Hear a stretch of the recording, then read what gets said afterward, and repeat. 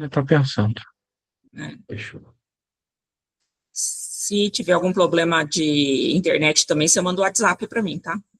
Tá bom. Pessoal, então, olá a todos. Eu sou o professor Bruno Campos de Anegites, docente do programa de, dos programas de pós-graduação em Ciências Materiais do campus Sorocaba, mas sempre lembrando que eu sou do campus Araras.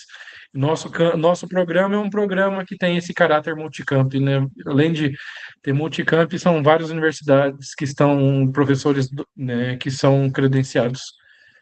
É um prazer hoje ter a professora Roberta, que já nós temos um laboratório multiusuário juntos, que nós cuidamos do laboratório multiusuário aqui do campus de Araras, que é um laboratório a parte do meu laboratório de pesquisa, do laboratório de pesquisa da Roberta. Então, temos essa vertente de fazer com que os equipamentos dessa nosso campus, dessa nossa universidade, do campus de Araras, seja multiusuário para alcançar o maior número de pessoas possível e também já trabalhamos juntos em projeto temático, temos bastante trabalho em comum, e isso é uma prova de que nós trabalhamos, um é químico, outra é bióloga, e podemos trabalhar de maneira conjunta, e fazer trabalhos interessantes que possam ser de alta qualidade. Então, a professora Roberta Cornélio Ferreira Nocelli, ela é bolsista do CNPq nível C hoje, ela tem licenciatura em biologia, perdão, pela Unimep, doutorado direto em ciências biológicas pela Unesp. Ela hoje é professora associada do nosso Centro de Ciências Agrárias. Ela preside o núcleo docente estruturante do curso de licenciatura em Ciências Biológicas. Ela também é coordenadora de integração multicamp, junto à Pró-Reitoria de pós-graduação da UFSCar. Ela desenvolve projetos de pesquisa em ecotoxicologia de abelhas por meio de uso de ferramentas de áreas de biologia celular e molecular. Participa de projetos envolvidos em diferentes países com o intuito de entender o impacto das ações humanas sobre a dinâmica de polinizadores. Isso é um processo muito importante que ela vai falar durante a sua apresentação. Esse processo de polinização, especialmente em abelhas. Eu falo que depois que conheci a Roberta, e eu comecei a entender e apaixonar pelas abelhas, assim como eu respeito cada vez mais as formigas depois que conheci o Ricardo. São processos de entender a parte biológica, é super importante, né? Ela faz parte da rede de pesquisa pela FAO-ONU, que pretende cobrir deficiências existentes no conhecimento sobre abelhas para estabelecer novos caminhos para o uso sustentável dos polinizadores. Ela é coordenadora do grupo de trabalho para desenvolvimento de métodos para teste de toxicidade em abelhas, junto à Comissão Internacional de Relações Planta-Polinizador. Roberto, é um prazer tê-la conosco. Então, vou fechar minha câmera aqui, peço para os discentes também e os convidados fecharem a câmera enquanto o Roberto apresentar, e a gente, no final, abrimos mais uma vez. Aí eu peço de novo para vocês voltarem com as câmeras. Eu também, como eu disse, vou desligar minha câmera, meu áudio, e se tiver qualquer problema, eu te ligo no WhatsApp e a gente se reconecta, tá bom? Só me dá um oi se a apresentação vai carregar aí, deixa eu ver. Tá bom, eu espero, e aí depois eu saio. Ah, Mudou agora o Google Meet, tá diferente, um monte de coisa assim. tá, então, por isso que eu estou te pedindo, porque realmente, olha lá, ele até apareceu aqui. Para Esse, mim, não está em modo apresentação ainda, agora tá. beleza. Tudo Então, certo. Bruno, muito obrigada Obrigado. por verificar aí a apresentação. Eu agradeço muitíssimo o convite do Bruno. Vou até colocar aqui para eu me ver se vocês. Bom, Bruno, se alguém levantar a mão, você pode me interromper, tá? É um prazer poder compartilhar o que nós fazemos na nossa linha de pesquisas, no meu grupo, que está sediado aí no CCA, mas a gente vai ver que eu tenho braços e pernas para vários locais, tanto aqui no Brasil quanto em outros países, e para a gente falar um pouco dessa avaliação dos impactos contaminantes antropogênicos, então de produtos químicos. Principalmente eu trabalho com efeito de agrotóxicos em polinizadores, usando biomarcadores celulares e moleculares. Eu também vou mostrar um pouco que eu faço outras coisas, não só na parte de biomarcadores, tá? É que a gente, como eu ia falar para uma formação diferente, eu quis focar um pouco mais no que a gente faz e que tem um pouco de relação com a química ou com o desenvolvimento de ferramentas que a gente possa usar para avaliação desses contaminantes e como que a gente usa isso nas abelhas. Mas eu estou tentando só colocar aqui, para eu também enxergar vocês, eu fiquei meio traumatizada com, com o...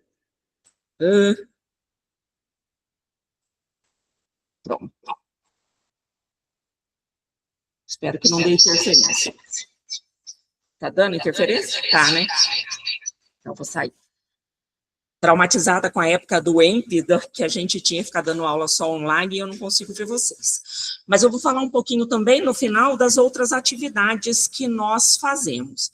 Então, hoje, essa linha de pesquisa, ela aborda conservação de abelhas, porque são organismos extremamente importantes, que eu vou falar mais detalhadamente, e o impacto dessas abelhas, não só com a importância delas de biodiversidade, porque às vezes quando nós, biólogos, falamos, tem que conservar tal animal porque é um patrimônio genético.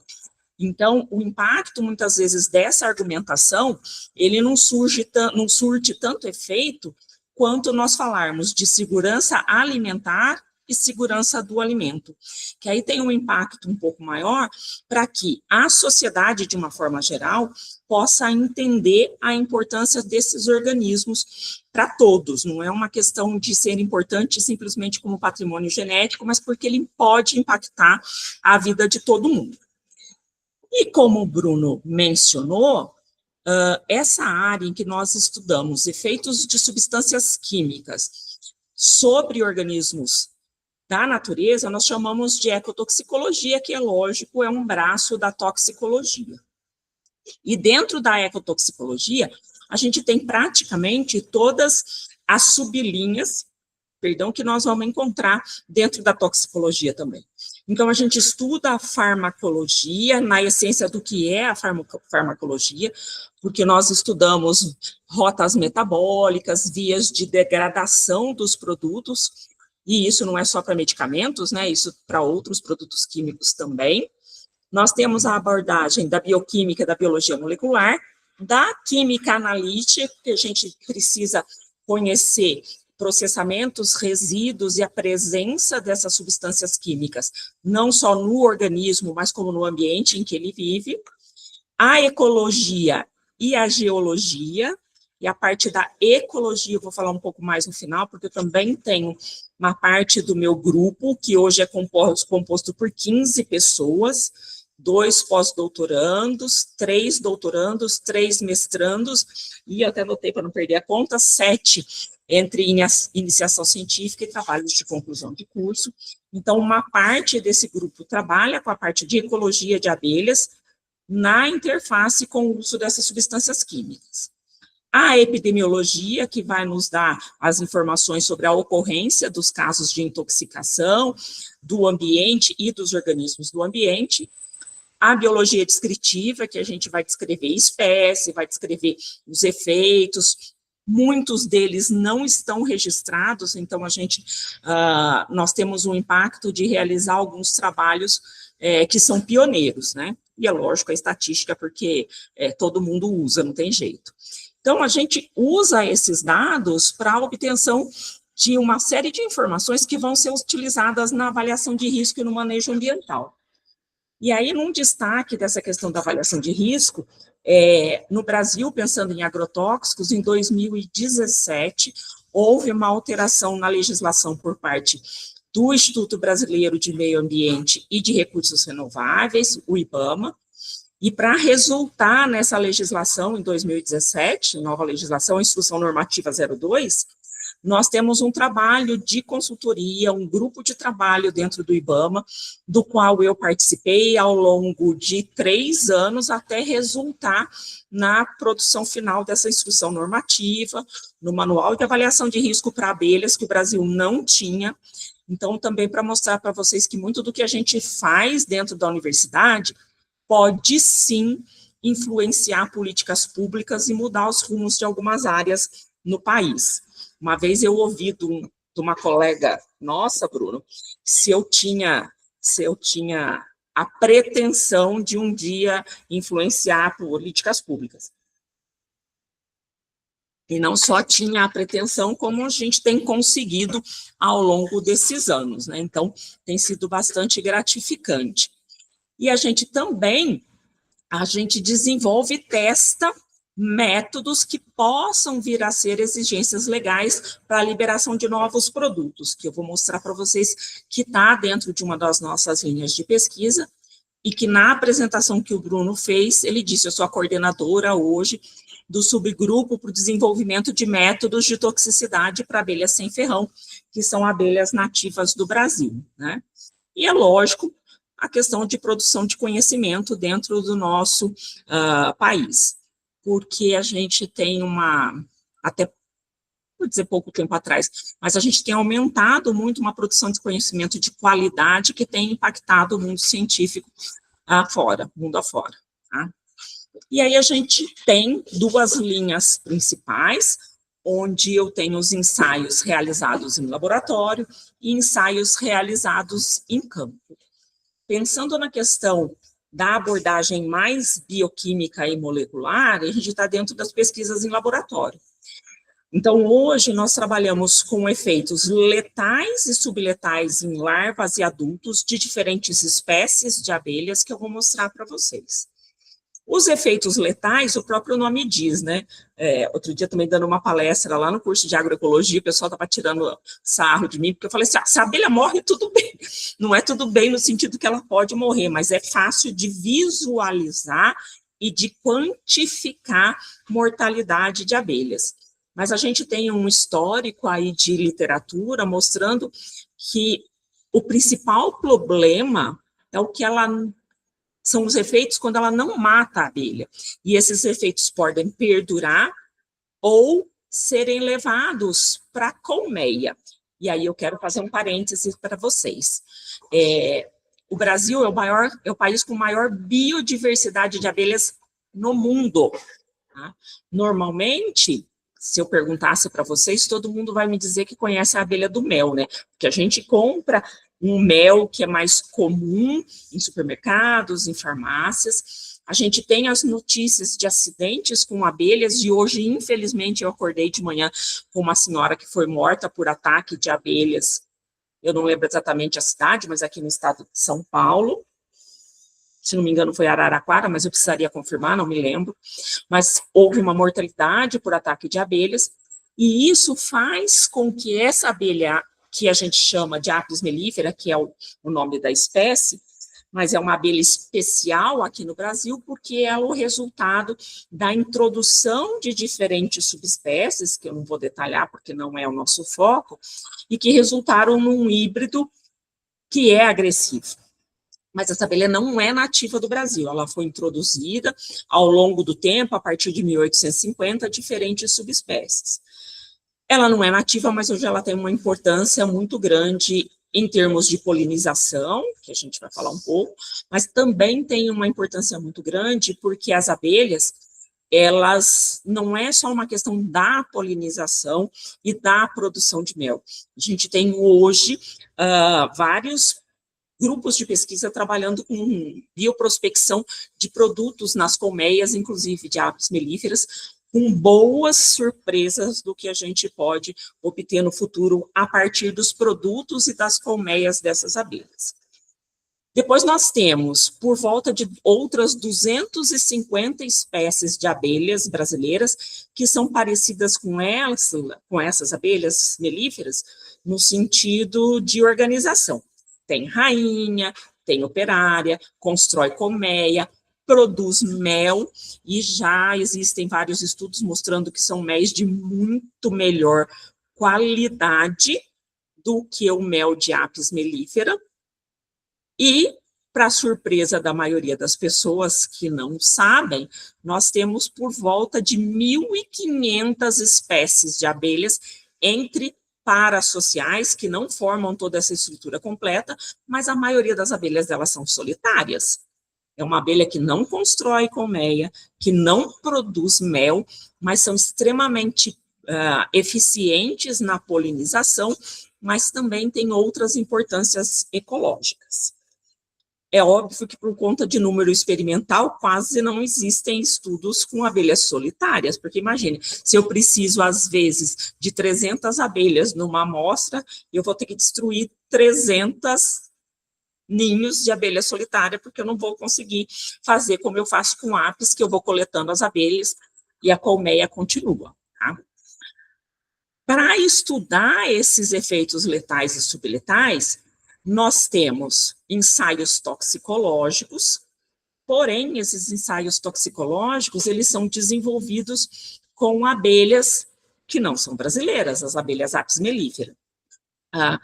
De uma forma geral, toda a parte de ecotoxicologia, ela é baseada, quando a gente vai fazer um registro de um agrotóxico, ou quando a gente vai fazer análise de risco de resíduos químicos, de indústrias, por exemplo, a gente precisa ter alguns ensaios ecotoxicológicos com diferentes grupos animais que vão representar diferentes níveis na cadeia trófica e diferentes níveis na escala zoológica.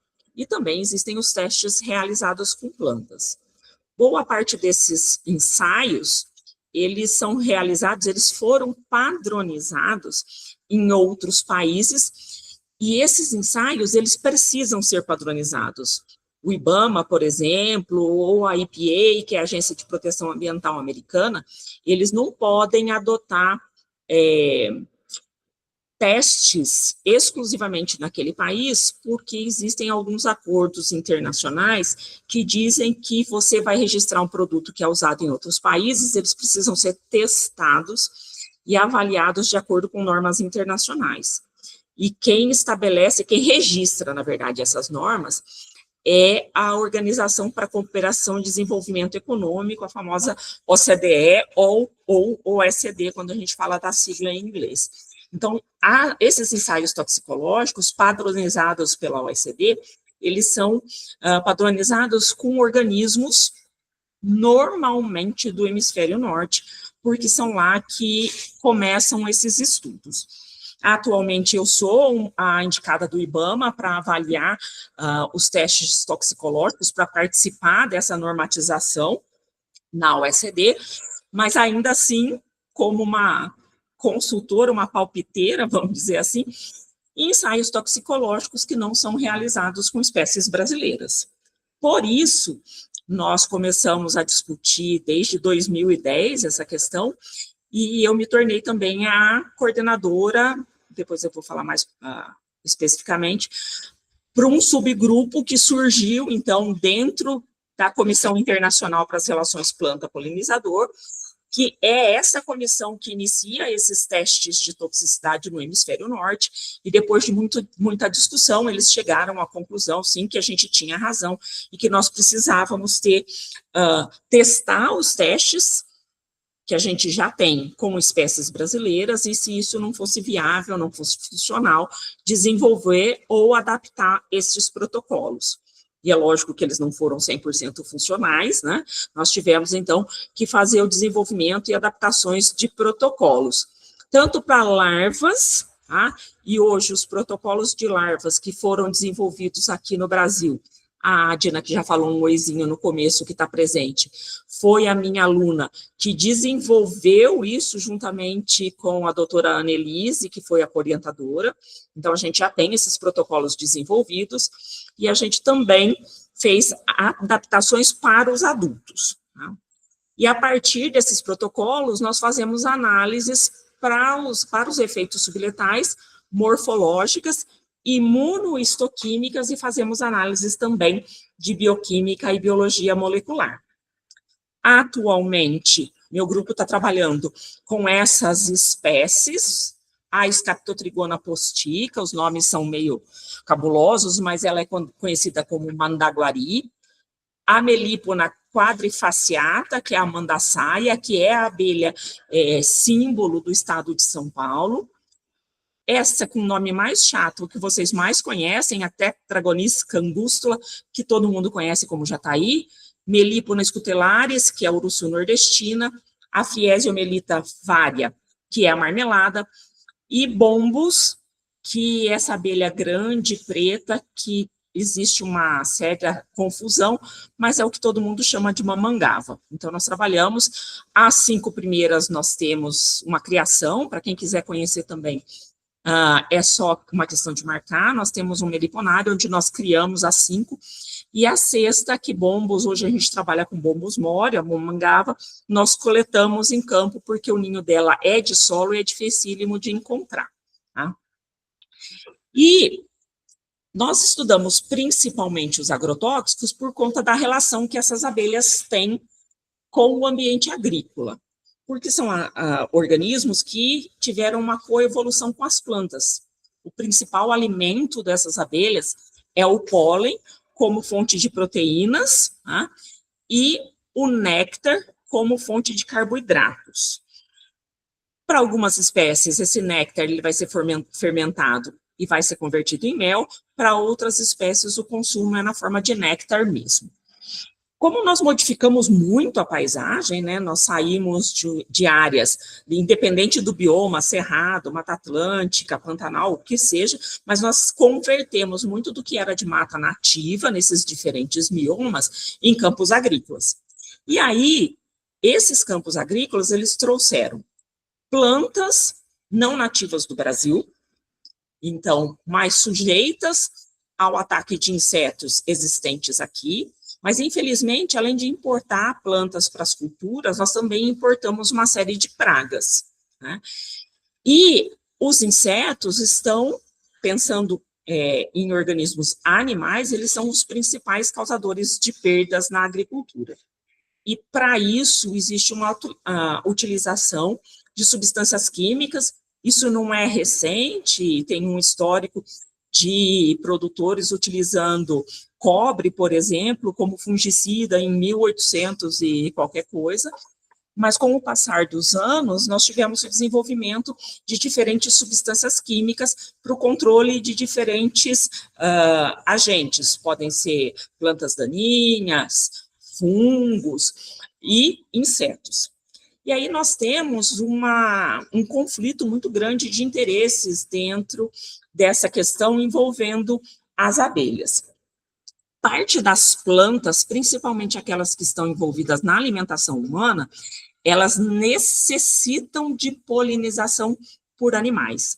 Nós temos vários tipos de polinização, pelo vento, por exemplo, como acontece com o milho, autopolinização, porque nós temos plantas que têm o masculino e o feminino na mesma flor ou na mesma planta, mas boa parte, principalmente aquelas que produzem frutos, ou seja, que vão produzir estruturas com sementes, elas precisam de polinização cruzada. Então, a gente tem aquelas que são dependentes, por exemplo, vocês não comeriam melão nem maçã se não houvesse a polinização por abelhas. Outras, elas são beneficiadas, quer dizer que elas podem produzir sem abelhas, mas a produção aumenta muito com a presença das abelhas, e aí a gente tem 2 commodities muito importantes, que é o café e a soja, que têm aumentos consideráveis com a presença das abelhas.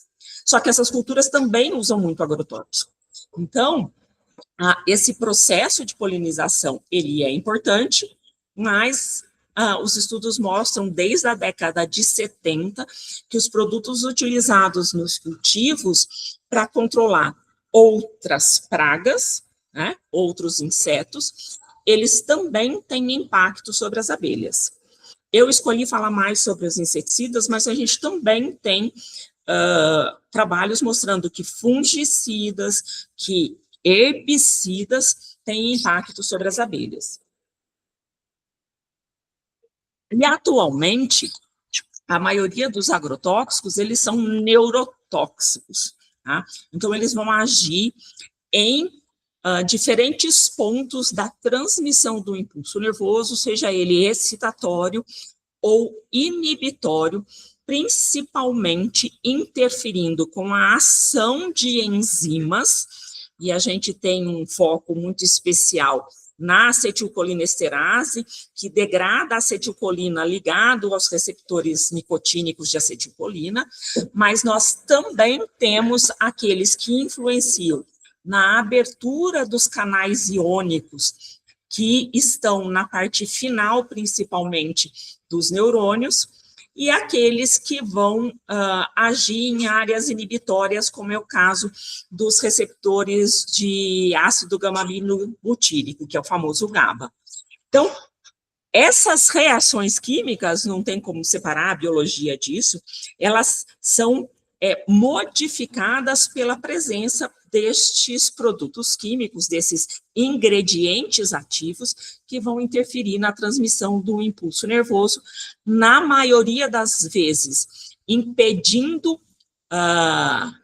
o desligamento, a parada dessa transmissão do impulso nervoso, e a grande maioria deles leva à hiperexcitação de musculatura, que leva à tetania e pode levar à morte.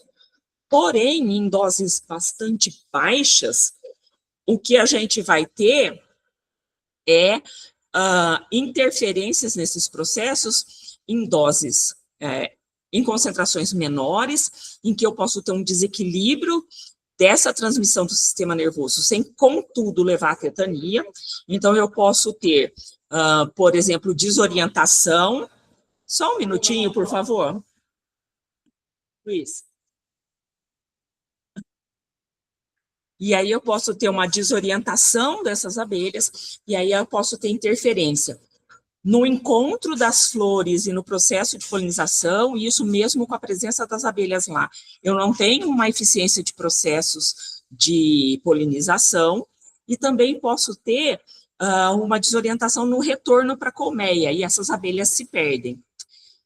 Muito provavelmente, vocês devem ter ouvido falar do famoso desaparecimento das abelhas, o CCD, que ocorre muito no hemisfério norte, que é de Colony Collapse Disorder, e que é chamado de desaparecimento das abelhas justamente porque é causado principalmente pelo uso de agrotóxicos, que levam à desorientação das abelhas. Então, elas saem para forragear e não conseguem mais voltar.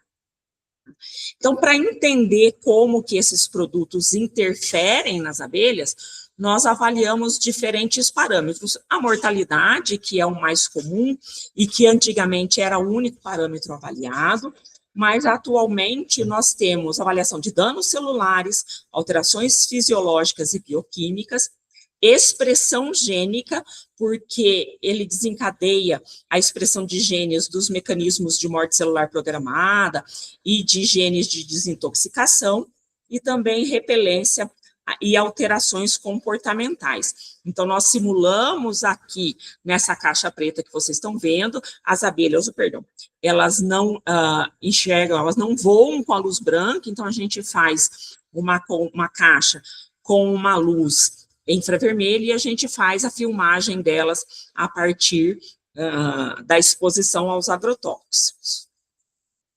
E usamos muito biomarcadores, marcadores de efeito, né, que também são chamados em alguns documentos de endpoints. Então, eu faço uma avaliação, o que é que eu quero avaliar no final? Então, eu vou mostrar se é uma alteração celular compensatória ou não compensatória, que tipo de resposta bioquímica dentro do metabolismo celular que é desencadeado.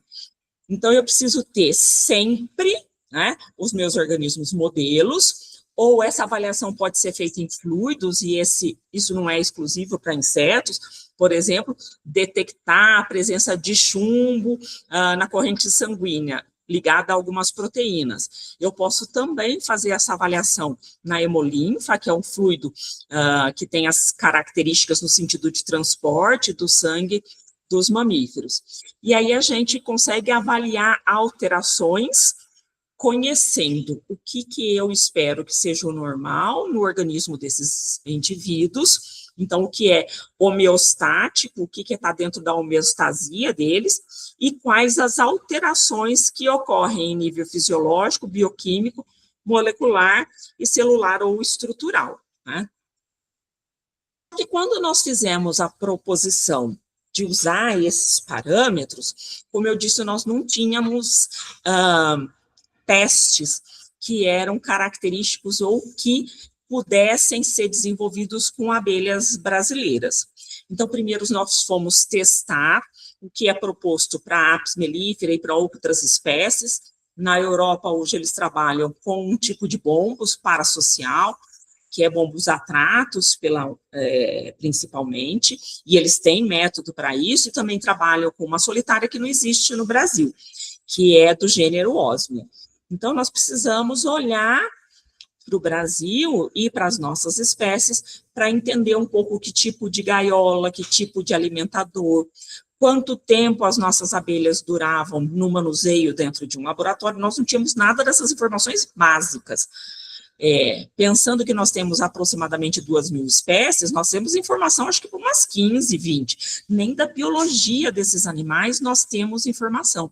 É por isso que tem aquele projeto da FAO, que é cobrir lacunas de conhecimento sobre a biodiversidade, porque a gente só pode dizer se essa biodiversidade está ameaçada, se eu sei aonde ela está, como ela vive e como ela seria exposta a algum tipo de ação antropogênica.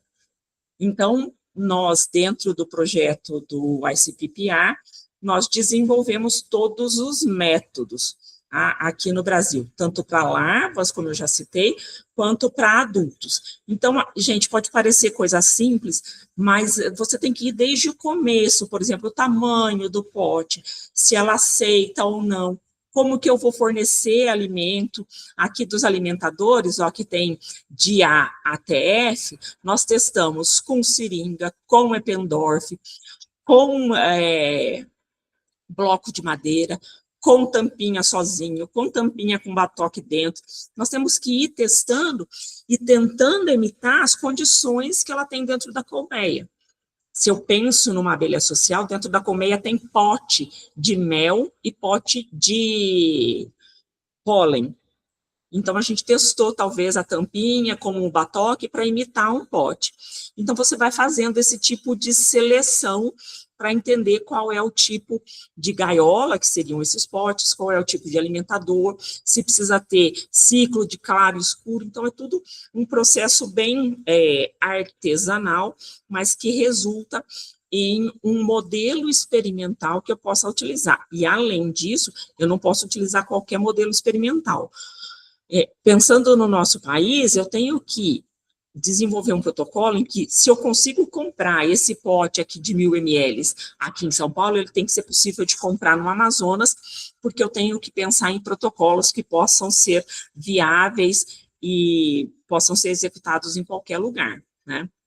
Esse daqui são os ensaios toxicológicos aqui com larvas. Então, a gente tem uma série de fotografias aqui mostrando desde o desenvolvimento inicial até um desenvolvimento perto, passando pela metamorfose, né, larva, aí a gente passa por pupa até quase a idade adulta, em que você expõe as larvas também para saber se a metamorfose vai ser adequada. Então, a gente coloca agrotóxicos nos alimentos, que é essa estrutura amarela aqui embaixo. Porque, como eu disse, a abelha que não morre lá no campo, por isso que eu falo, se ela morreu, menos mal. Aquela que não morre lá no campo, ela volta para a colmeia, no caso das abelhas sociais, contaminada. Traz néctar contaminado e traz pólen contaminado. Então, além dela se contaminar, ela pode contaminar toda a estrutura da colmeia, né? Então, a gente faz tanto a exposição larval, quanto aqui mostrando já nos potes pré-definidos e o alimentador para bombos, já como que os nossos protocolos estão sendo realizados. E aí a aplicação tópica que simula como se ela estivesse voando no caso de uma pulverização que é realizada ou por avião ou por trator, que tem aquelas bombas, né? A gente tem hoje a aplicação por drones. E existe uma coisa dentro da toxicologia que também é a questão do limiar, que a gente tem também alguns mecanismos que vão responder, porque não é simplesmente, como eu disse, morre, não morre. Então, a gente tem mecanismos celulares que foram selecionados evolutivamente, que têm o papel de compensar, ou seja, de degradar, quebrar moléculas tóxicas em subprodutos inertes ou menos tóxicos, que vão garantir a sobrevivência desses organismos. Então, a gente tem algumas respostas celulares que são compensatórias. Num processo de intoxicação, essas respostas vão degradar essas moléculas. Ele pode, aqui está mostrando, então, normalmente, o ciclo biológico de todos os organismos, ele não é constante, né? Nós temos variações ao longo do dia, que vão depender de alimentação, de exposição a claro e escuro, na verdade, do ciclo circadiano de cada uma das espécies. Quando ocorre uma exposição a qualquer tipo de agente, não precisa ser antropogênico, pode ser um agente do ambiente. Essa variação natural diurna, ela pode desequilibrar e eu posso ter uma descompensação celular, e aí pensando em organismo multicelular, celular, tecidual, de órgãos, de sistemas e assim por diante. Só que essa alteração desse processo, ele acontece e ele pode ficar abaixo desse limiar, que é essa linha pontilhada aqui. Tá? Então, a gente tem respostas celulares que podem funcionar como os nossos biomarcadores, que vão tentar recuperar, tentar no sentido de ser uma resposta com reações que vão fazer com que o processo bioquímico retorne a essa fase inicial.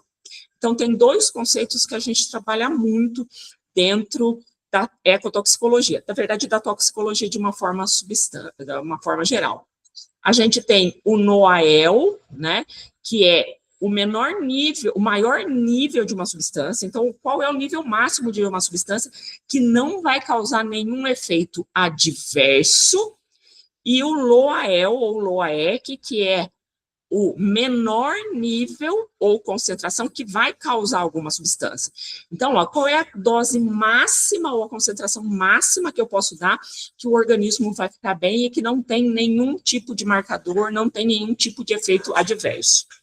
E qual é a menor dose que vai estar entre esses dois aqui, que vai causar o primeiro nível, o primeiro efeito que eu posso ver? Então, normalmente, quando a gente pensa em avaliação de substâncias, ela deve estar, o ideal é que ela esteja entre o NOAEL e o LOAEL. Então, entre a maior dose ou concentração e a menor que cause nenhuma alteração, porque se ocorrer nessa pequena faixa alguma alteração, a possibilidade de recuperação ela é bastante grande.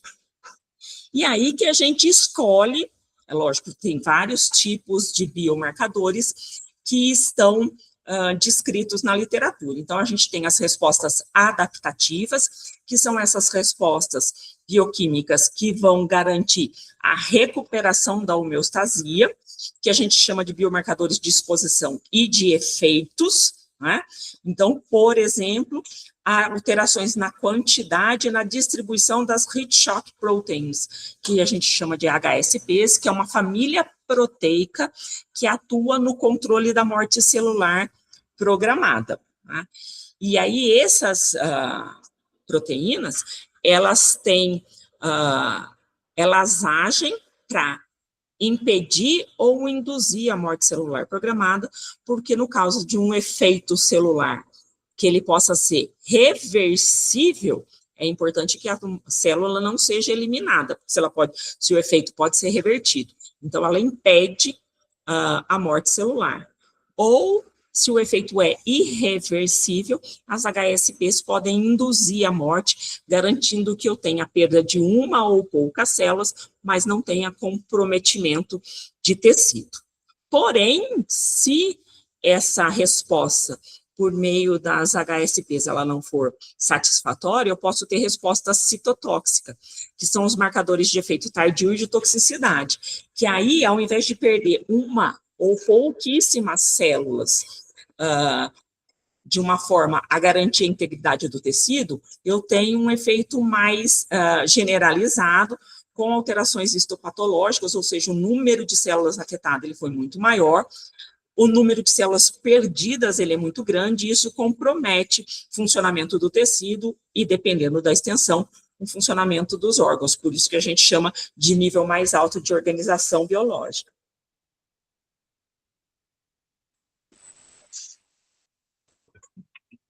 né? E aí, então, eu tenho essas respostas compensatórias e não compensatórias, que podem garantir, então, um retorno à funcionalidade daquelas células e tecidos, ou então a morte, que dependendo da extensão, leva à morte do organismo como um todo. Então, se eu pensar em respostas biomarcadores de exposição, eu penso em efeitos subletais, e nos biomarcadores de toxicidade não compensatórios, eu penso nos efeitos letais. E aí, alguns exemplos do que nós temos feito é a análise de histologia simples. Então, o mais básico que muita gente fala, é ciência básica, mas é a mais básica que nos dá um indicativo, dessas alterações. E este é um artigo que nós publicamos, que nós quantificamos e criamos um sistema de quantificação para tecido de abelhas. Nós também trabalhamos com microscopia eletrônica de transmissão, em que a gente tem parceria com outras universidades, para também avaliar estruturas de organelas e de membrana plasmática, que vai ser bastante importante, também na área bioquímica, também avaliando respostas compensatórias ou não compensatórias, presença, por exemplo, de vacúolos, alterações no retículo endoplasmático liso e rugoso, que vão nos indicar essas alterações. E a microscopia eletrônica de varredura, que o Bruno comentou no começo, que a gente tem um laboratório em que nós compartilhamos, mas que ele é multiusuário, por exemplo, alterações nas estruturas, nas sensilas, que são essas estruturas arredondadinhas aqui, além dos pelos, que mostram que durante o desenvolvimento, a exposição aos agrotóxicos podem resultar em um menor número de sensilas e, portanto, ela tem menor capacidade de detectar estruturas no ambiente, detectar flor, detectar a essência das flores, e, portanto, ela não seria mais uma polinizadora eficiente e nem teria muita capacidade de retorno à colmeia. E também temos aí no nosso laboratório o nosso microscópio de imunofluorescência, onde a gente também consegue, por meio do uso de anticorpos, principalmente monoclonais, identificar algumas proteínas, principalmente nós utilizamos para a expressão das proteínas que eu falei, das HSPs, é uma família, que é um exemplo com a HSP 70, mas também principalmente em músculo, a presença e a integridade de actina. Isso também é um trabalho da tese da Ellen, que infelizmente não está mais com a gente. Tá? Além disso, nós também fazemos análises bioquímicas e de biologia molecular por meio da quantificação de enzimas, e aí principalmente de enzimas de desintoxicação, e pela expressão gênica, principalmente de genes envolvidos com a resposta imunológica das abelhas. Elas têm um sistema imune, é lógico, muito menos complexo, contando apenas em termos de organismo, com um sistema imune inato, mas também tem uma série de atividades com o sistema imune da colmeia, mas nós quantificamos genes de expressão de proteínas ligadas ao sistema imune, também às HSPs e outras proteínas de interesse, como as enzimas do sistema de desintoxicação. Como para todos os organismos, o estresse oxidativo dentro do organismo das abelhas, ele é super importante, porque muitas dessas moléculas, elas vão aumentar, vão impactar no estresse oxidativo, porque a degradação dessas moléculas, ela vai produzir uma série de radicais livres, e isso vai acionar um sistema antioxidante dentro do organismo das abelhas, que também é muito semelhante ao nosso, é bastante conservado na escala evolutiva. Então, nós utilizamos principalmente a sódia catalase e a GPX para avaliar, então, essa resposta que as células dão à entrada ou ao contato com os diferentes tipos de agrotóxicos com que as abelhas têm contato dentro desse processo de polinização, né? Que vão, então, gerar esse processo, se isso for ineficiente, né, nós vamos ter, então, um aumento da peroxidação proteica, de danos no DNA e da peroxidação lipídica, que vai afetar, como eu tinha dito lá atrás, em grande parte, a integridade de membrana plasmática. Tá? Na membrana plasmática, o processo de morte celular, ele está muito marcado também pela ocorrência de flip-flop. O que seria esse flip-flop? Seria a inversão dos lipídios de membrana, da camada externa da membrana plasmática para a camada interna, e a ocorrência da peroxidação desses lipídios. E isso altera as características de membrana e altera a permeabilidade da membrana plasmática. Isso vai descompensar totalmente o equilíbrio osmótico, o transporte de íons através dessa membrana e pode levar à morte da célula. Tá? E aí os biomarcadores que a gente utiliza bastante é o MDA, malonaldealdeído e o famoso TBARS, né, que vai quantificar as espécies reativas do ácido tilbarbitúrico, é lógico o peróxido de hidrogênio e o isoprostano F2. Então são processos bioquímicos da célula que a gente consegue quantificar. Tá? E aí nós utilizamos esse tipo de quantificação realizamos por HPLC ou por dosagem enzimática, por espectrometria, que vocês estão acostumados, e os principais, que eu já tinha mencionado, alguns produtos endógenos, como eu disse, a sódia, a catalate, a catalase, GPX e GSH, e alguns exógenos que são oriundos, então, da alimentação dessas abelhas, porque a gente também busca entender essa padronização de paisagem, né? Só tem cano, só tem laranja, ou só tem soja, e isso prejudica a diversidade alimentar das abelhas. E fazemos diferentes tipos de sequenciamento do genoma das abelhas, mas também do genoma da microbiota intestinal das abelhas. Todo mundo está cansado de ouvir falar que as bactérias benéficas do intestino, quando a gente tem diarreia, você tem que tomar, repor sua flora intestinal. Não tem nada de diferente para as abelhas. Essa microbiota, ela também tem uma característica, primeiro, evolutiva, e uma segunda característica pelo tipo de alimentação que essas abelhas obtêm. E aí volta a questão da padronização da paisagem. E nossos estudos e outros estudos têm demonstrado que a gente também tem uma homogeneização dessa microbiota e muita diminuição em termos de quantidade, é difícil falar em quantidade de micro-organismos, mas a gente tem um volume de microbiota menor, que é causado, então, pela interação com os agrotóxicos. E só para vocês conhecerem, porque a gente faz tudo isso no laboratório, e o maior questionamento que nós temos é como você garante que o que acontece no laboratório é a realidade de campo. Então, a gente faz alguns trabalhos de interação abelha-planta, de analisar essa paisagem que é muito padronizada, a capacidade dessas abelhas de visitarem e polinizarem as flores, e para fazer propostas de manejo e conservação, e também trabalhamos com a questão da educação ambiental. Né?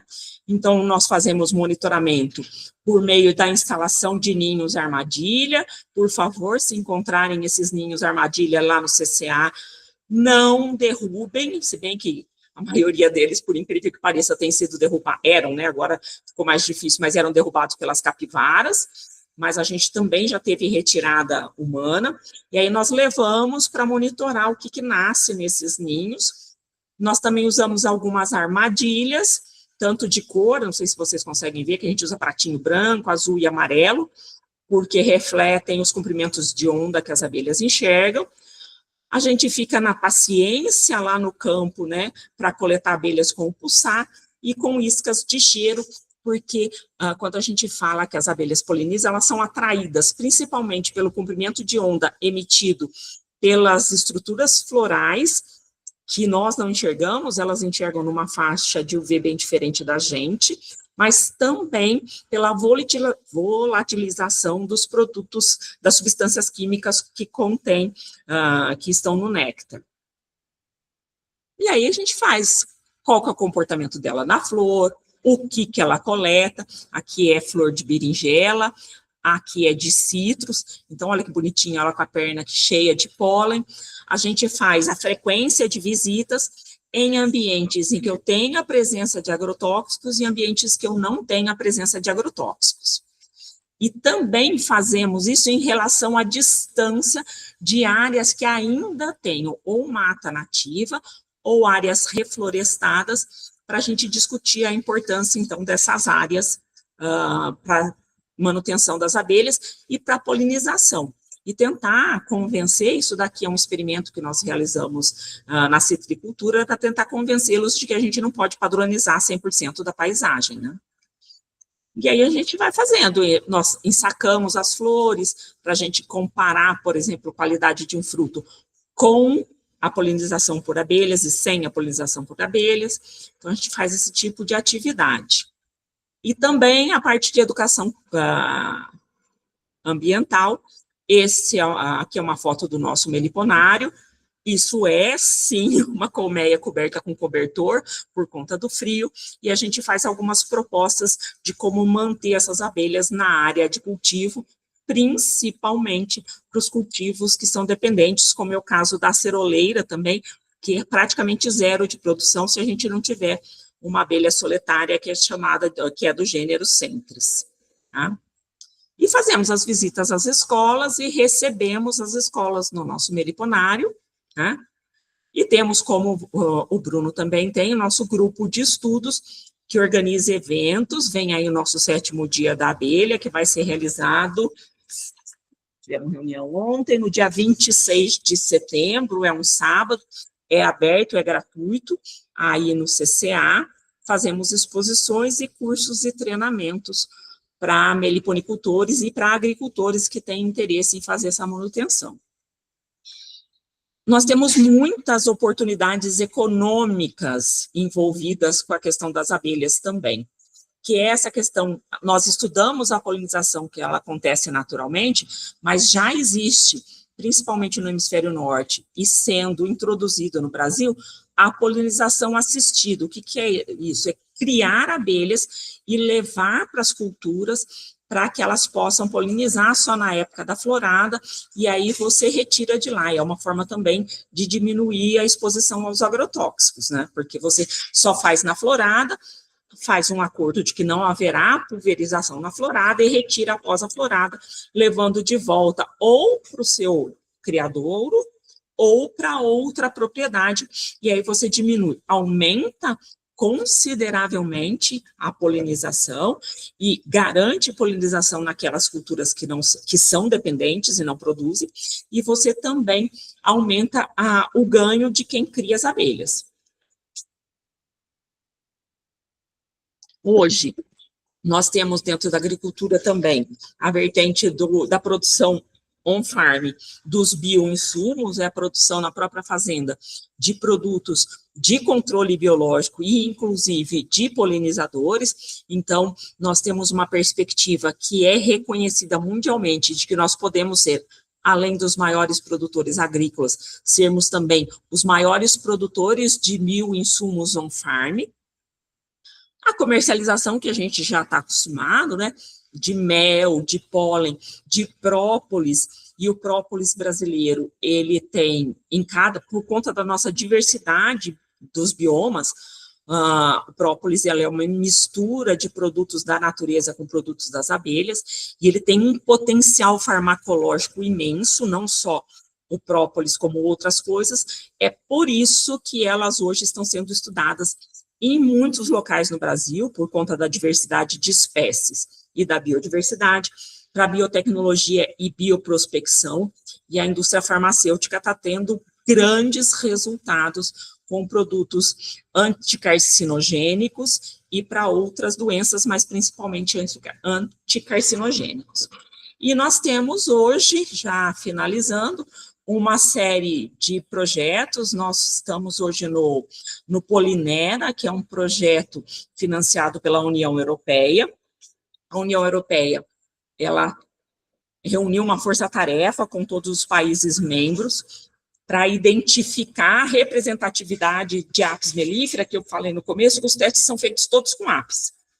Então, o quão representativa essa apis é para tentar construir uma curva de sensibilidade na Europa, só que diante da biodiversidade brasileira, esse grupo nos convidou para fazer, então, parte e colocar o maior número de espécies possível nessa curva de sensibilidade. Por isso a gente está trabalhando, produzindo dados para a União Europeia para construir essa curva de sensibilidade, porque isso também vai ter um impacto muito grande para o IBAMA.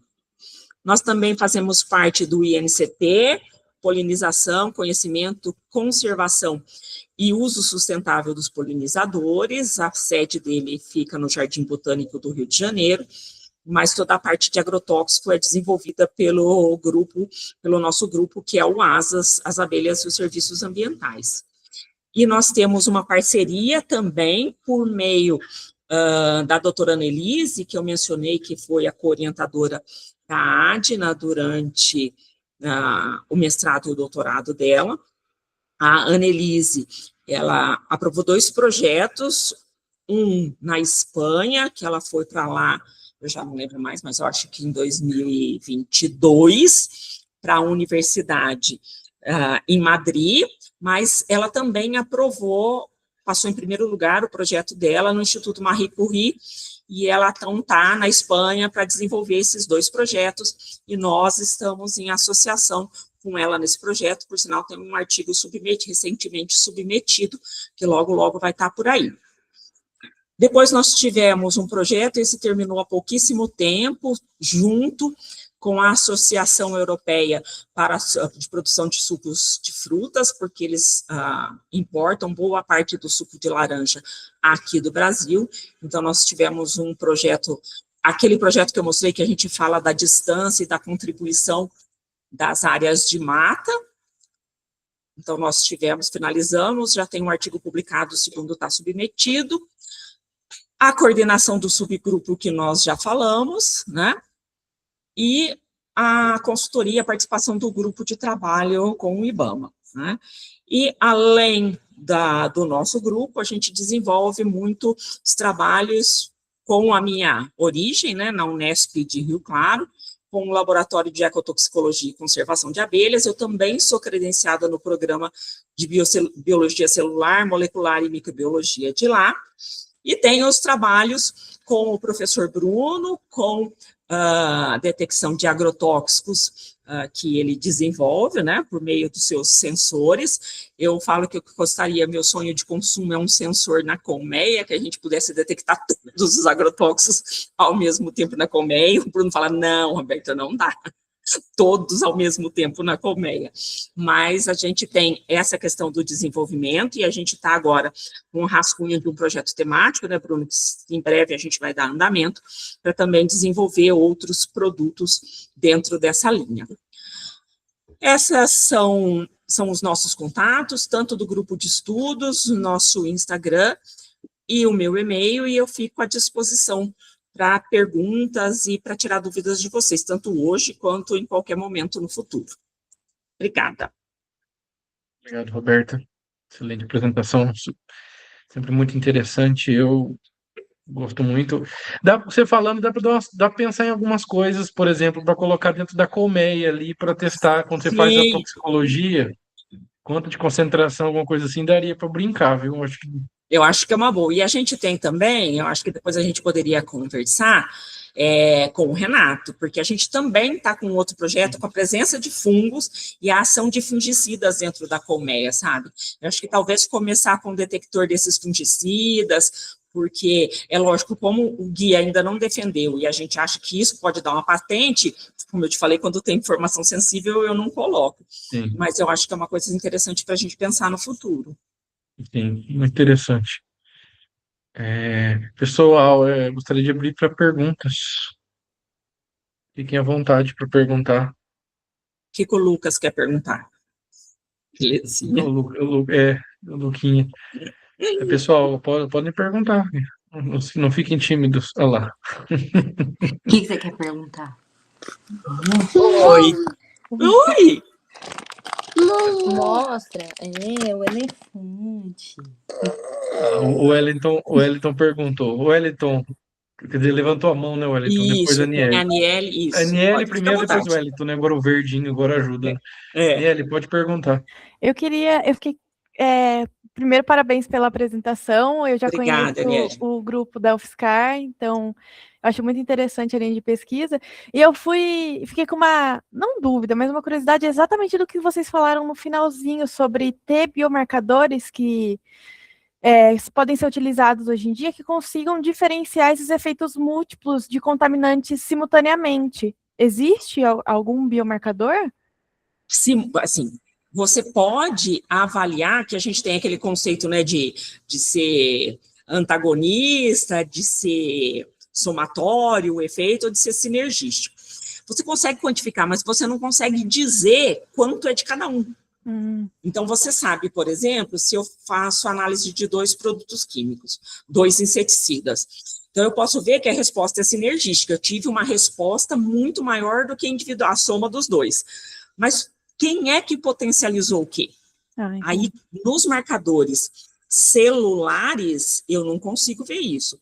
Quando muito a gente consegue dosar, né, esses produtos, e aí eu sei que foi exposto mais a um do que a outro, mas a resposta, porque depende muito da estrutura da molécula desse ingrediente ativo, como que ele vai interagir com os substratos e com as enzimas de lá. E aí você não consegue quantificar quanto cada um causa. Isso é um gargalo até para a gente discutir isso com a indústria, porque ela fala assim, mas não foi o meu produto. Então, a gente tem um gargalo de como identificar o que cada produto faz. Eu acho que talvez esses sensores que a gente já teve, alguns que o Bruno desenvolveu, a gente trocar mais ideias e desenvolver algumas coisas, não precisa ser de todos ao mesmo tempo, tá? Mas a gente começar com alguns no ambiente da colmeia, sabe? Porque boa parte deles são lipofílicos, e quase lá dentro eu tenho quase tudo construído com cera junto.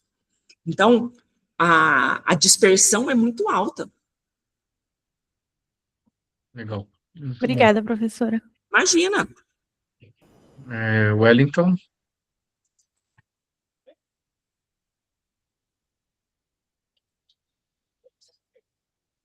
Tá mudo, Wellington. Não dá para te ouvir. Agora ficou mudo de novo. Se tiver com problema do microfone, escreve. Eu acho que qualquer coisa pode escrever, Wellington. Não está dando para ouvir. Acho que você pode escrever se tiver problema. Sem problema. Não nos avexamos por isso. O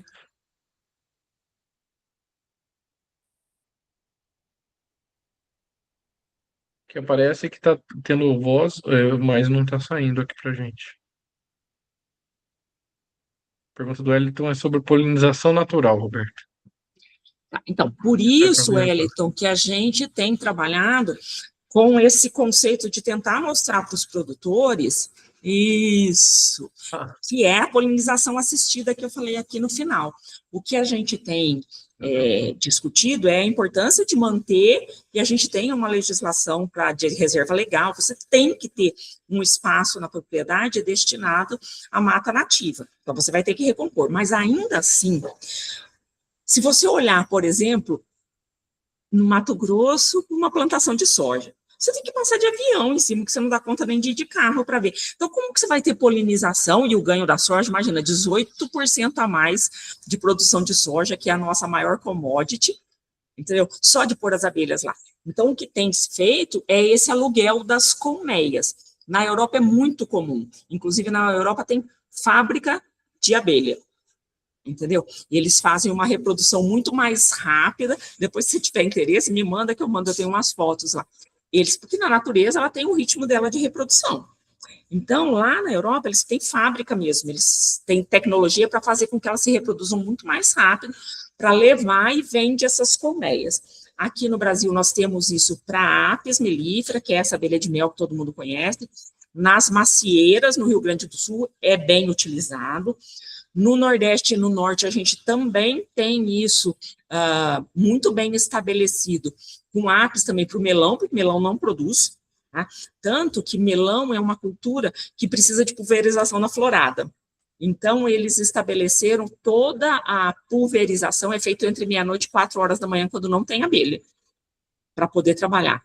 E agora tem algumas coisas com abelhas nativas do Brasil no café, tanto na região aqui norte do estado de São Paulo, na divisa, quanto em Minas Gerais, a gente já tem polinização no café, então já se cria. Mas aí não tem essa fábrica, então você tem que esperar, assim, o ciclo biológico da abelha, mas a gente já tem. Que mostrou no Grupo Rural, acho que foi com a abelha nativa, não foi com aquela pretinha no café, não foi? Foi esse que você viu? Foi a do café, Eu não sabia, muito interessante. E eu crio dela aí. Eu tenho dessa aí. Vamos fabricar um Ranch a Bee, então. Não tem Ranch a Car, vamos começar. Mas você acha que não tem? Você acha como que chama a coisa? Então, adorei. Uber das abelhas, chama. É um aplicativo, você entra isso, mas está muito subvalorizado isso, viu, Elton? É isso mesmo, R$40 cada colmeia, mas é uma colmeia que tem um número de abelhas grande. A Apis está na faixa dos 120 a 140. E aí é um aplicativo, chama, depois, se curiosidade, ver se ele está ativo ainda, chama Uber das abelhas. Então, você coloca que cidade que você quer, que espécie você quer para polinizar, café, por exemplo, essa Scarpa trigona, e aí quem é produtor que está lá se candidata. Muito É bom. igualzinho o Uber. É muito interessante. Nossa, muito bom, Elton. Interessantíssimo questionamento. Para a abelha, para essa que a gente tem mais dificuldade, que é a mamangava, que é super importante, principalmente para testes toxicológicos, a gente, como eu disse, é ela que tem fábrica na Europa. A gente tem a Koppert em Piracicaba, que é quem tem a fábrica, uma das empresas que tem a fábrica lá. E aí a Koppert pediu autorização para trazer para o Brasil, introduzir aqui. E o IBAMA falou que não, que está correto, você não pode trazer, porque a Apis mellifera tomou conta. Nossa. Então, não foi autorizado a introduzir, para você ver como que o problema é sério, não foi autorizado a introduzir esse tipo de bombos aqui. Nós estamos desenvolvendo o método, e aí tem as nossas coisas do projeto, que é com essa abelha no nosso futuro temático. Só que o Chile autorizou introduzir. Aí introduziram no Chile para uso em estufa. É lógico que o bicho escapou, né? Não tem como. Parecendo no Jurassic Park, você acha que vai ficar. Não é animal doméstico, não é animal domesticado. Então, ela escapou do Chile, desceu, invadiu a Argentina, que também tinha negado, e já chegou na divisa do Brasil. Nossa.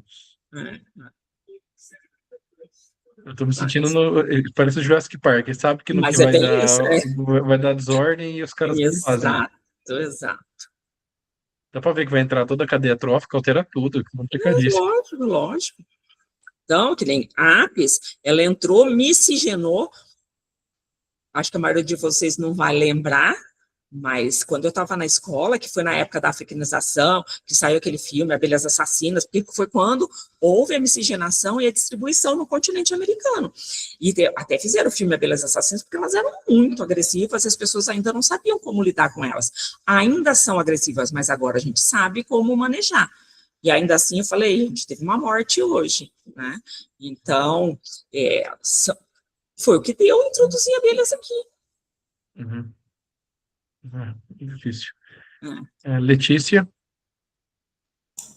Boa tarde, professora, tudo bem? Tudo bem, e você, Letícia? Bem também, gostaria de agradecer, excelente palestra, gostei bastante. Muito obrigada, querida.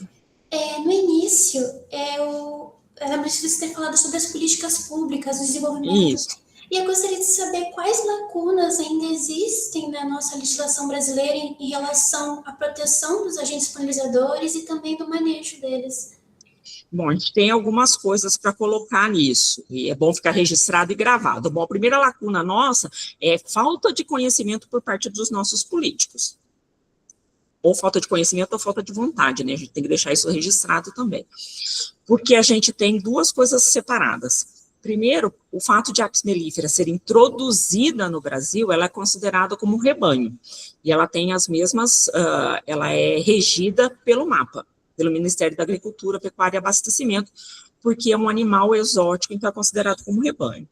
E aí você tem hoje uma legislação que controla a apicultura, mas muito mais no sentido de produção de mel, de sanidade de colmeias, a gente tem uma série de regras, não pode trazer de outros países, mesmo que seja apis, isso. Depois a gente tem o IBAMA, que é o responsável por legislar, em termos federais, a parte de criação, de manejo e conservação natural das abelhas brasileiras, sem ferrão ou as solitárias, e a gente tem o CONAMA, que também faz isso, e a gente tem a Secretaria do Meio Ambiente, aqui do estado de São Paulo, que não é mais secretaria, porque o governador desmanchou a Secretaria do Meio Ambiente. Então, hoje a gente tem uma, não é secretaria, esqueci o nome, mas é tipo um braço dentro da Secretaria da Agricultura. A gente não tem mais Secretaria do Meio Ambiente. De uma forma geral, existe legislação para criação. Então, você não pode retirar da natureza. Então, esse povo que fica pondo armadilha para retirar da natureza, isso precisa ter legislação, isso não é permitido. Tem que registrar os criadores. E a gente tem a questão do registro de uso de agrotóxicos, que a gente teve um passo atrás, porque hoje a gente tem uma legislação nova, vocês devem se lembrar, em 2022 ficava aquele negócio, pessoal, pele do veneno, todo mundo falando, porque nós perdemos a capacidade de veto do IBAMA. O IBAMA hoje ele pode dizer, o produto é muito tóxico, nós gostaríamos que não fosse registrado, ou que fosse proibido para aqueles que já são registrados, mas ela não tem mais esse poder. Ele pode dizer, mas o MAPA pode falar assim, não, mas ele é muito importante para a soja, ele vai continuar no mercado. Então, nós perdemos isso. Mais recentemente, e aí é uma meia vitória, foi publicado em agosto do ano passado, um decreto do presidente Lula, que se chama PRONARA, que é o Programa Nacional de Redução de Agrotóxicos, que é interministerial, que é muito lindo no papel, né? A gente tem muita gente envolvida nisso, só que existe um lobby imenso da bancada ruralista no Congresso, que quer derrubar esse decreto, em primeiro lugar, e existe, eu tenho até se vocês procurarem o INCT polinização, tem lá um vídeo no YouTube de uma palestra, na verdade de uma mesa redonda que eu participei junto com alguns membros do governo, para explicar um pouco do PRONAR, e eu falo dos desafios. O desafio primeiro chama Brasil, o tamanho do Brasil é imenso, então é muito difícil você implantar um decreto daquele tamanho, com aquelas propostas no Brasil, e ter fiscalização, porque o maior problema nosso é de fiscalização. E aí, só para finalizar a resposta, a gente tem um outro problema. A gente tem o uso legal de agrotóxicos, que já é enorme, mas a gente tem contrabando de agrotóxico, a gente tem produção de fundo de quintal de agrotóxico, então, difícil. Mas não quero desanimar vocês, porque eu não desanimo, estou aqui quase no ponto de aposentar e não desanimei até hoje. Tem que continuar tentando. Não, é porque se a gente desistir, aí que o negócio vai pro buraco. Sim. Certo, muito obrigada, professora. Imagina, querida. Obrigado. Obrigado, então. Letícia Sonderleia, pode fazer sua pergunta, por favor. Boa tarde a todos. Boa tarde. Muito obrigada pela apresentação, professora. Eu que agradeço. Então, deixa eu me apresentar antes, eu sou engenheira florestal, então eu estou meio bem diferente da maioria dos colegas, e aí talvez as minhas dúvidas, né, sejam um pouco diferentes. A cera, ela é tida como um subproduto das abelhas? Isso. Sim. E tem algo assim, o que pode ser feito com a cera? Deixa eu explicar um pouquinho para você dos tipos de cera. A apis mellifera, que é essa abelha de mel, ela produz a cera por meio de glândulas produtoras de cera que ela tem no abdômen, e quando ela constrói a colmeia, é só cera, tá? Essa cera, ela, na verdade, as abelhas foram trazidas para o Brasil, essas abelhas por conta da cera, sabia? Os padres alemães que migraram para cá. Nessa imigração, eles chegaram aqui, não tinha cera, porque também não sabiam que não tinha essa abelha aqui, e eles usavam a cera para fazer vela. Aí eles pediram, por meio de carta, a importação das colmeias, para eles poderem tirar a cera para fazer vela. Então, a cera da Apis mellifera é uma cera pura. Então, ela é utilizada em cosméticos, na indústria farmacêutica utiliza muito. Cosméticos, cremes, na produção de velas, na produção de artesanato e para uma série de coisas de artesanato mesmo, sabe? De esculturas, de coisas assim.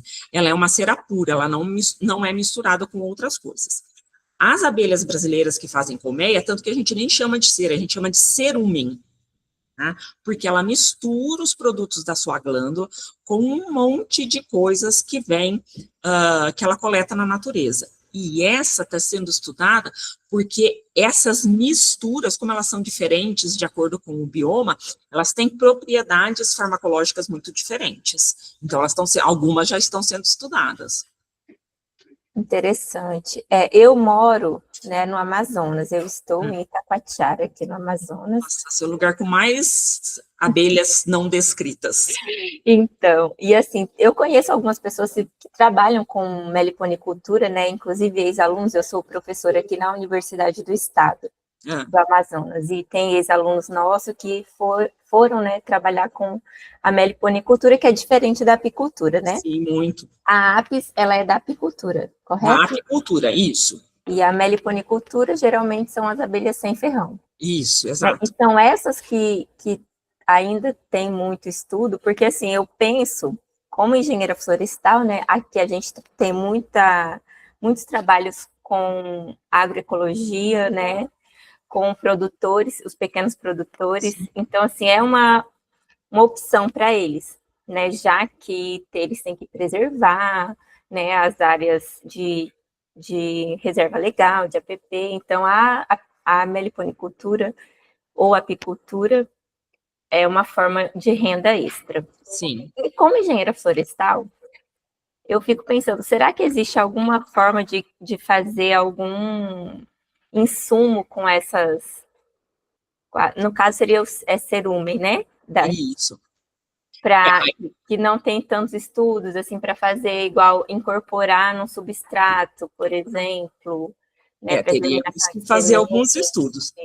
De cara, eu já vou falar para você, fale o seguinte para eles, a primeira coisa, que é o que a gente fala aqui, olhe para as espécies que você tem e veja o que ela poliniza, porque quando a gente pensa em agroecologia, as abelhas que são nativas, às vezes elas são incompatíveis com o que você escolhe para plantar. Então, isso já aumenta a renda, porque você vai aumentar a produtividade se você escolher as plantas corretas para cultivar. Tá? Primeira coisa.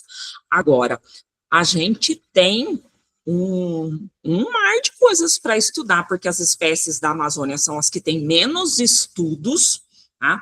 Na verdade, a gente estima que a gente possa ter o dobro de espécies sem descrição aí, né? Porque e muitas delas a gente pode perder, você sabe disso, sem que a gente chegue antes para descrever, mas, e por conta da diversidade vegetal que a gente tem, acredita-se que a qualidade deste mel que elas produzem e a qualidade dos subprodutos, eles podem ser muito mais ricos do que a gente descreve aqui no Sudeste ou no Sul.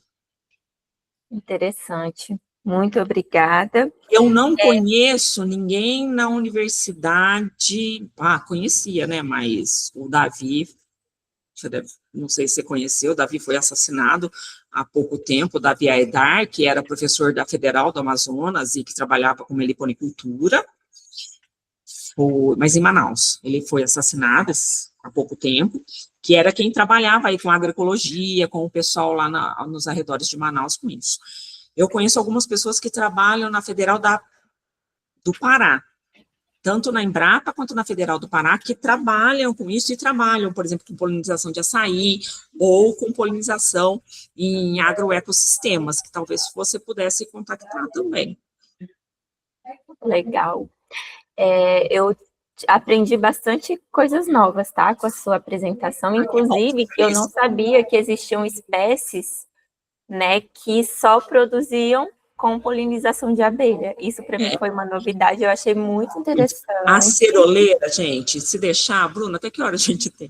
Porque se deixar para o contato, por exemplo, na ceroleira, é um grupo de abelhas do gênero Centris. A ceroleira, ela não coleta nem néctar nem pólen, mas a acerola produz óleos. Ela poliniza a ceroleira porque ela vai buscar óleo, ela não vai buscar pólen. Porque é uma abelha que ela precisa impermeabilizar o seu ninho, ela é uma abelha solitária, ela coleta o óleo para impermeabilizar o ninho para não ter infiltração de água. Então, ela vai polinizar lá ela poliniza por tabela, entendeu? Ela vai lá. E tem os euglossine, tem umas abelhas que elas são metálicas, que elas se parecem, a pessoa confunde muito com varejeira, mas elas são metálicas, tem verde, tem azul, tem vermelho metálico. E quem poliniza, elas são chamadas de polinizadoras das orquídeas. Quem poliniza é um macho, na verdade, porque as solitárias não têm essa coisa de ter rainha, porque como ela é solitária, é macho e fêmea, como os outros animais que têm 2 sexos. E ele vai lá, ele também poliniza por tabela, sabe o que ele vai fazer? Ele vai com a perna, raspa o perfume da flor, passa no corpo para atrair a fêmea. Romântico. Olha que interessante. Ai, gente, é um mundo maravilhoso. Aí, professora, só para... Aí eu fiquei com uma outra dúvida, né, em um outro momento, quando você... Obrigada, né, por essa primeira parte da... A segunda parte foi em relação aos agrotóxicos, né, que você disse que eles são aplicados, né, em algumas culturas de meia-noite até as 4 da manhã, que é o horário que não tem abelhas. Isso. Mas depois desse horário, as abelhas vão polinizar, correto? Correto. Então, o efeito do agrotóxico é só quando ele cai sobre a abelha, é? Então, não, é... Mas o que acontece? Neste caso, de polinização à noite, é para melão, tá? Que eles fazem. Porque não tem como, o melão, ele dá muito, e na verdade é fungicida, então ele tem um impacto menor. Então, o que acontece? A maioria das abelhas, a gente tem abelha noturna e crepuscular, tá? Mas isso é uma porcentagem muito pequena. A maioria das abelhas forrageiam entre 6 horas da manhã e 6 horas da tarde. Então, a gente tem esse tempo que a gente chama de tampão. Então, ele começa, não poliniza antes da meia-noite, às vezes umas 11 horas, mas não muito cedo, para evitar que alguma tenha se perdido e ainda esteja no campo. E como ela vai começar às 6, eles param às 4. Então, dá tempo deste produto dele ser depositado, por mais que seja nas folhas, nas flores, ele é depositado e a possibilidade diminui bastante. Não existe 0 de chance de contaminação, tá? Mas por ser fungicida, por exemplo, e por respeitar esse horário, esse tempo de deposição, ele diminui muito, tanto que a gente fez, eu participei de um projeto de consultoria com meu Deus, como é que era o nome da empresa? Vocês conhecem o melão redinha, aquele caro que vem com a redinha, que é não lembro o nome da empresa, é uma empresa produtora de melão, e aí ele nos procurou, eles têm não sei quantos 1000 hectares só de melão, e aí ele nos procurou perguntando o que ele poderia fazer, porque ele estava tendo muito problema de perda de colmeias de abelha, tá? E aí nós fizemos esse trabalho, esse estudo, e caiu assim drasticamente a partir do momento que passou a polinizar só à noite. Então ele perdia assim metade das colmeias no final da safra, e agora ele perde 10%. Então já melhora bastante. Com certeza. Eram essas as minhas dúvidas, e muito obrigada pelos esclarecimentos, professora. Imagina, eu que agradeço. E qualquer coisa é só, o Bruno tem meu contato, não sei se vai ficar lá no slide gravado, lá tem meu e-mail. Tá, ok, muito obrigada. De nada. Agradeço. Vanderlei Roberta ia. Oi, boa tarde, tudo bem? Boa tarde, tudo bem, e você? Tudo certo. Eu fiquei com uma dúvida, mas na parte dos agrotóxicos também. Sim. Porque, igual você comentou, aqui no Brasil é meio complicada essa situação, porque um monte de agrotóxico é proibido no resto do mundo, aqui pode. Isso também tem uma faixa de lenda urbana nisso, tá? Ah, é? Ah, eu achava que eu estava acreditando. Tem alguns que são, mas não é boa parte, porque assim, eles fazem essa propaganda. Tem a diferença de ser proibido ao redor do mundo ou ser restrito ao redor do mundo. Ou a parte, ele é restrito, por exemplo, tem alguns produtos que só podem ser utilizados em estufa, em casa de vegetação, porque aí não impacta no ambiente. E no Brasil pode ser em ambiente aberto. Então, proibido tem uma pequena parte. Ah, entendi. Mas deixa eu falar uma outra coisa aí, que é um problema, assim, que eu acho que não sei se é de caráter, o que a gente pode falar. O DDT está proibido desde a década de 80, tá? Vira e mexe tem apreensão de DDT por contrabando via Paraguai, onde ele é liberado. Então, assim, tem essa questão também. Não defendendo os agrotóxicos, tá? Mas é só para a gente colocar de forma correta. Nem todos são proibidos, eles são restritos. Sim. Então, aí eu queria saber se existem algumas estratégias para tentar minimizar o impacto dele. Você comentou de colocar a abelha no campo apenas na época que não vai aplicar o agrotóxico. Isso. Mas eu fiquei curioso para saber se existem algumas outras estratégias para minimizar esse impacto. Tá, tem várias, na verdade. Tem essa questão, todo agrotóxico registrado, está escrito na bula, que é proibido aplicar durante a florada, que é quando você tem mais abelhas lá. Então, isso está na bula. Outra coisa que as pessoas indicam é, por exemplo, em culturas que as abelhas não vão. Cana-de-açúcar, por exemplo, que tem no estado de São Paulo. Você mora onde? Aqui em Araras mesmo. Então você conhece bem a situação. Que a gente tem alguns trabalhos com a usina, eu trabalhei bastante tempo com a São João. É fazer corredores, e a São João tem várias matas dentro das áreas que são dela, não que ela arrenda, ou então você fazer barreiras biológicas, com coisas muito atrativas para as abelhas. Porque como que ela morre na cana? Porque ela tem que atravessar o canavial para encontrar fonte de recurso. Então, a gente pode oferecer fontes de recurso para ela em outros locais. A usina São João, nós desenvolvemos um trabalho de aplicativo mesmo de aviso. Toda vez que ela vai aplicar, nós mapeamos todas as colmeias que estavam ali, não as nativas, mas aí nós mapeamos as áreas de mata e os criadouros, e aí toda vez que vai aplicar na região, existe um aviso, fecha a colmeia, cobre, e aí faz a aplicação, espera 6 horas e abre. Então, tem várias coisas que podem ser feitas. Tipo de aplicação, tem vários locais que aboliram a aplicação aérea, porque a possibilidade de deriva de produto químico com o vento, tem as regras da aviação, não pode fazer aplicação com vento acima de 5 quilômetros. Se você olhar em Araras, tem dia que está ventando horrores e o pessoal está aplicando. Então, tem várias regras. O problema é respeito às regras, a questão da fiscalização, que eu já comentei, que é muito difícil por causa da extensão do nosso território, e a gente precisa pensar também se é esse modelo de agricultura que a gente quer, porque eu posso proteger as abelhas, mas eu continuo consumindo, né? Sim. Não é só para elas. É que eu estou falando delas porque é o meu objeto de estudo, mas não é só para elas. Tem muito mais impacto, né, os agrotóxicos. Obrigado. Nada, imagina. Eu que agradeço. Tem uma pergunta aqui do Rafael Ribeiro, Bruno, no chat. Ele está me perguntando se eu poderia esclarecer essa questão de proibição, restrição de agrotóxicos em outros países e por que lá é restrito, aqui não. Bom, a questão de proibição depende do nível de evidência científica, porque nesse caso os trabalhos científicos eles são analisados, que você tem. E aí evidências científicas na toxicologia ambiental, na toxicologia humana e no impacto para os ambientes. Então, você tem uma restrição se você tem algumas evidências que você garante que em ambientes fechados, como numa estufa, por exemplo, você tem o controle sobre a aplicação. Em ambiente fechado também a aplicação diminui em quantidade, porque você também tem não é um isolamento, mas você tem uma diminuição da entrada de pragas e da presença de pragas ali.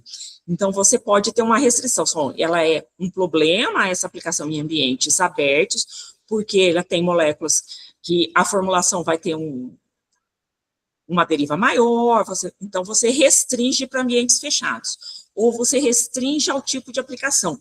Por exemplo, no Brasil, um dos principais produtos que a gente tem problema de mortalidade é o fipronil, tá? O fipronil está com aplicação aérea restrita.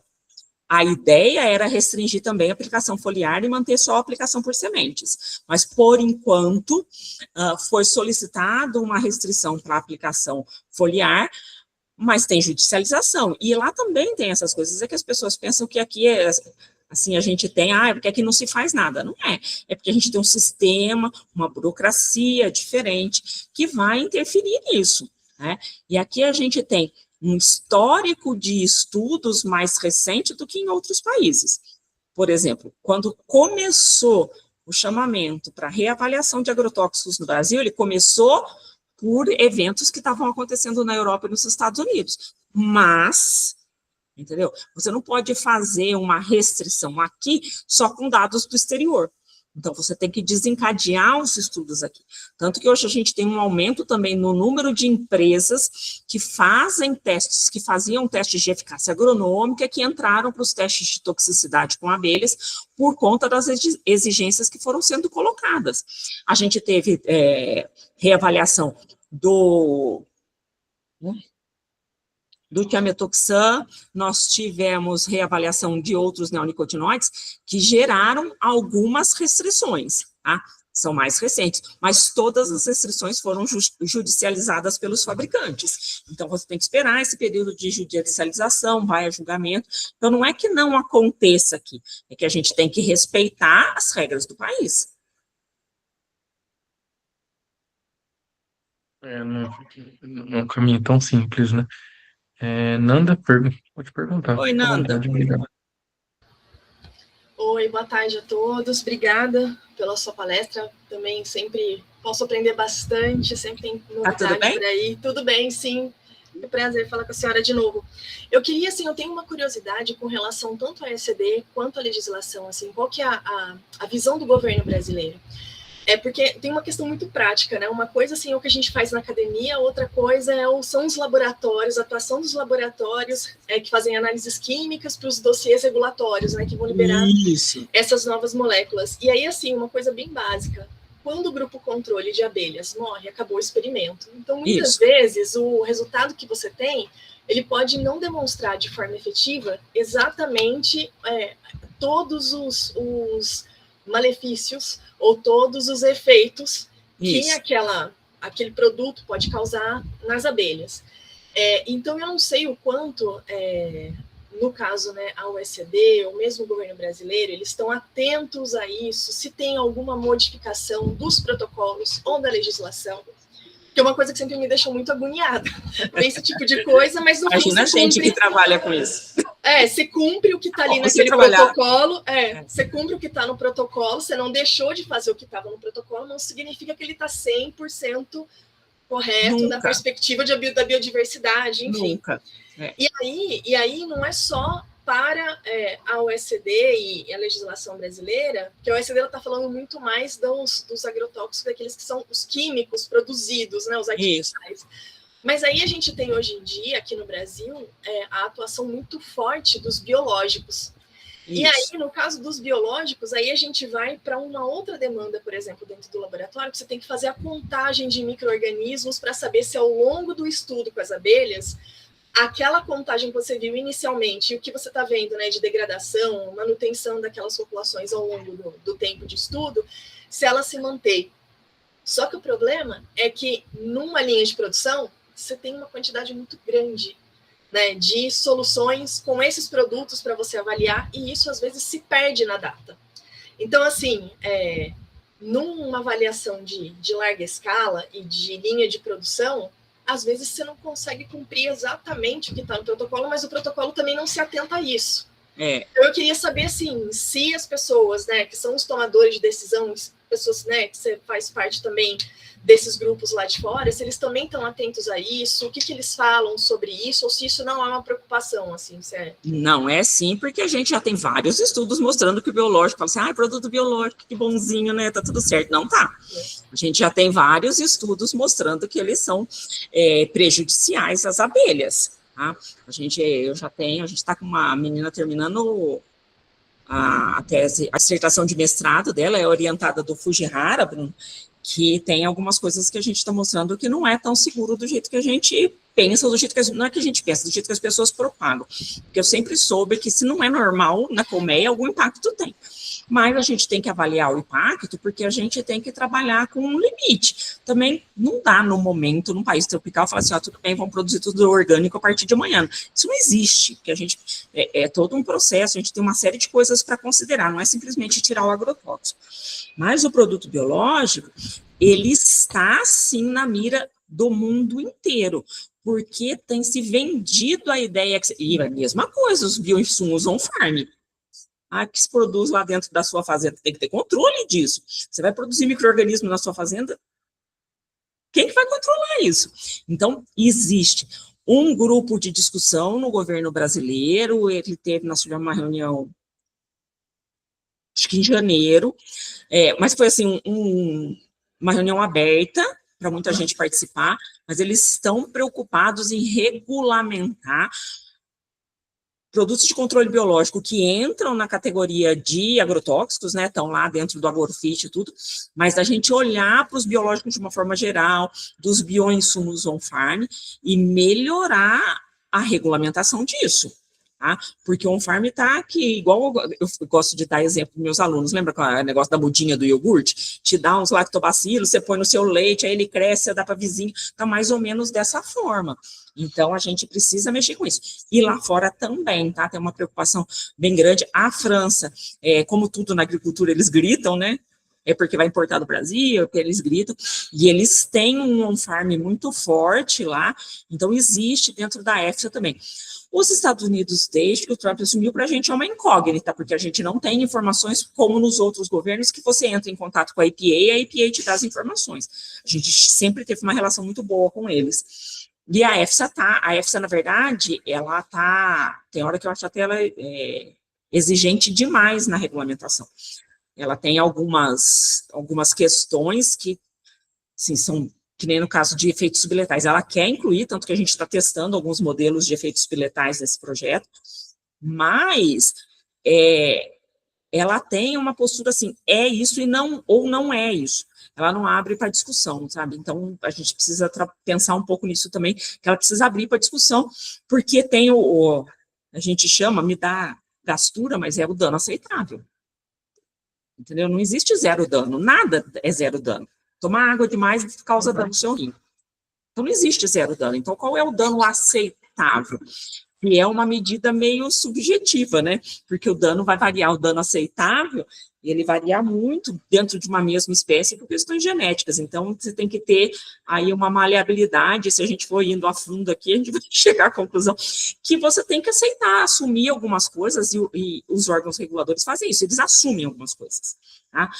E a Nanda trabalha ainda nessa área da questão de toxicologia de uma forma geral, não só de eco, né, que as questões da OECD, por que a gente fala tanto de OECD? Porque é ela que valida os protocolos, e todos os países signatários e aqueles que não são signatários, mas que seguem a OECD, são obrigados, por isso que ela fala da gente seguir protocolos OECD. A gente é obrigado, a gente não pode, de repente, falar assim, esse protocolo aqui não atende 100%, não reproduz o que é colmeia, vamos fazer outro. Não pode.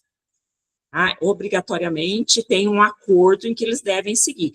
E eu te falo, como especialista em abelha, nenhum dos protocolos reproduz o que é a vida da abelha. Eles chegam próximos, mas eles não reproduzem. Então, assim, também não é, assim, é uma coisa que você estabelece uma regra, um limite a ser lançado no mercado baseado em testes que são próximos, mas que não representam realmente a biologia do bicho.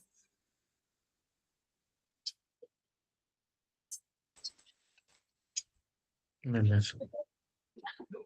Mais alguém tem alguma pergunta?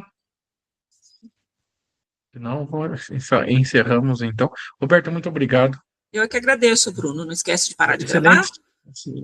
Se vou encerrar agora e paro de gravar, gostaria de convidar todos aí para os próximos seminários. Semana que vem são seminários de alunos, mas depois, durante o semestre, teremos algumas docentes, inclusive o Renato vai dar uma palestra sobre legal. Microbiologia, vai ser um pouco diferente. Peguei algumas coisas diferentes esse ano para Eu sempre dou uma variada. Tem Vou um ano falar que foi para ele falar inovação, um um ano que foi pouquinho, que é carbono. legal. Vou tentando variar. Então, agradeço mais uma vez. Roberta, deixa eu encerrar a gravação.